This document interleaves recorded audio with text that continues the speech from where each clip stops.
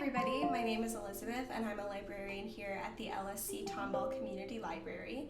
Welcome back to Baking is Making, which is the series where we talk about all things food. So I haven't eaten meat since 2016, and in that time tofu has become kind of my best friend. Although it's become more common to see in American restaurants and grocery stores, if you aren't familiar with tofu, it's essentially kind of a cheese made from soy milk as opposed to cow's milk or goat's milk, which is why if you see the phrase bean curd on a package or on a restaurant menu, you're looking at tofu.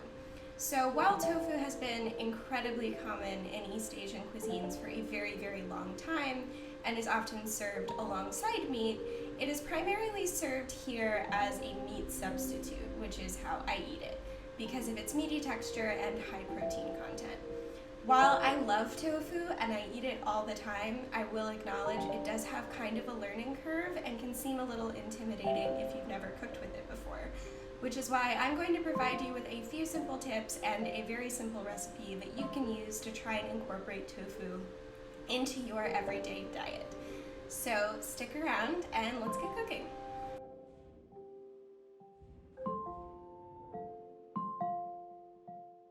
To start, you will need a block of tofu. There are many different varieties with varying flavors and textures, but in most American grocery stores, you'll see about 3 or 4 different kinds: silken, firm, and extra firm. This refers to the texture of the tofu. I like to use firm as I think it absorbs sauce well while still retaining a meat-like texture. Extra firm is probably the closest to actual meat in terms of texture, so if you're new to tofu and are looking for something to help you cut meat out of your diet, I would start there. If you're feeling extra adventurous though, silken tofu has a wonderful creamy texture that is fabulous in smoothies and vegan desserts, as well as savory dishes like mabo tofu. As you can see, the tofu is packed in this plastic box with a plastic film across the front. The tofu is packed in water to keep it from drying out, so getting the excess water out from our tofu is going to be our first order of business. To open the package, I recommend taking a kitchen knife and cutting a slit along one edge of the box, and then draining as much of the excess water as you can over the sink. After draining the water, cut off the rest of the film and remove the tofu. The tofu still has a significant amount of water inside, which can prevent it from absorbing flavors from your dish. Tofu is essentially a sponge, which makes it incredibly versatile, but in order for it to absorb whatever you're cooking, you need to get the water out first. This can be a tricky, time-consuming process, which is why I recommend purchasing a tofu press. A tofu press will do the work of pressing the water out of your tofu for you, and they come in several different varieties. The one that I have features a spring that presses the tofu from the bottom, but there are also tofu presses that you manually adjust with screws. While these methods are easy, they do take a while, several hours at least. Because of this, I recommend placing your tofu in the tofu press the night before you plan to use it, and you can leave it in the fridge to get rid of all of that water while you go about your business. If you don't want to invest in a tofu press, you can also press your tofu by hand by wrapping it in a paper towel and pressing it between 2 plates. For a middle ground between the 2 options, you can also set out the tofu between the 2 plates and leave something heavy on top to squeeze the water out, but you want to be sure that whatever you choose won't be so heavy that it crushes the tofu. Once your tofu is nice and dry, you can cut it any way that you like. Crumbled tofu has a consistency similar to scrambled eggs or ground beef and can be a great addition to tacos or breakfast foods. But for the recipe I'm making today, I'm just going to cut it into cubes.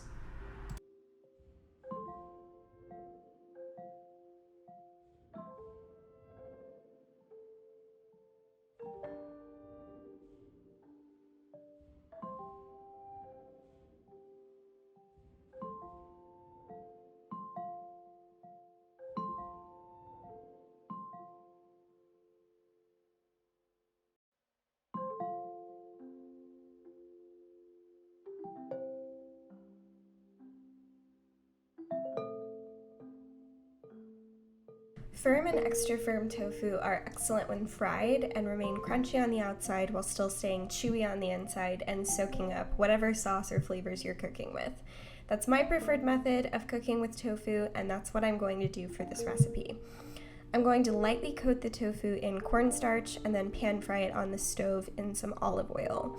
A quick tip for anyone using tofu as a way to cut meat out of your diet: mix a little bit of pollo asado seasoning into the cornstarch before you fry the tofu. While the seasoning itself has no animal products in it, it does make the tofu taste somewhat like chicken, which can help ease the transition if you're used to eating meat.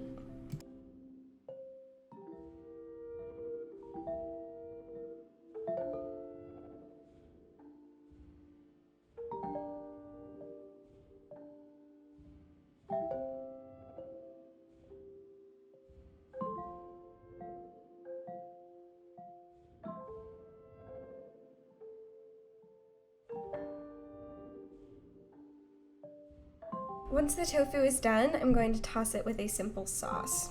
All kinds of sauces work well, but this one is my particular favorite, both because it is incredibly simple and because it's delicious.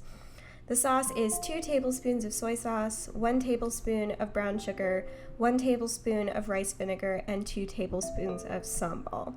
Sambal is a Thai chili paste, and it's available at most grocery stores in the Asian food section. Just mix up the sauce, pour it over your fried tofu, and then toss until the sauce thickens. This dish is super easy and is great with vegetables. I usually add some frozen green beans or snap peas, but you can use anything you like. When you're done, just serve it up however you want. It's great on its own, but I typically serve it with rice. All right, we have our finished dish right here.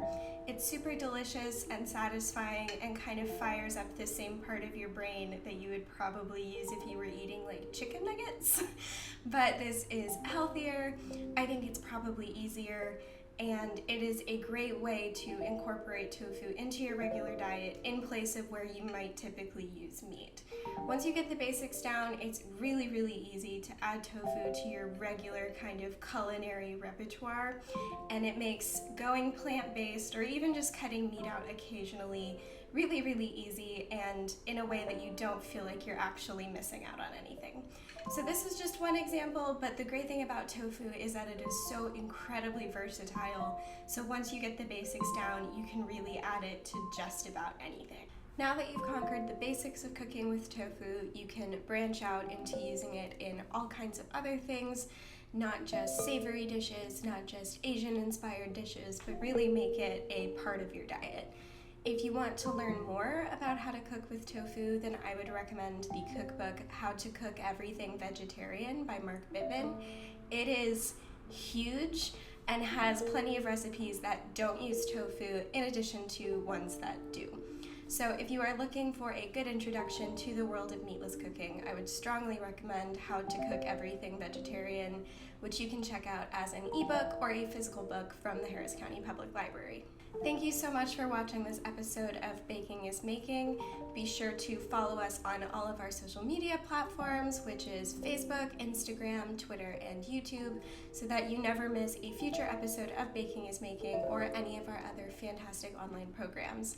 If you make this recipe or you're also a tofu enthusiast, please let us know. I would love to hear about what you guys are cooking and the kinds of things you would like to see on future episodes of Baking is Making. So thank you again so much for watching, and I'll see you next time. Bye!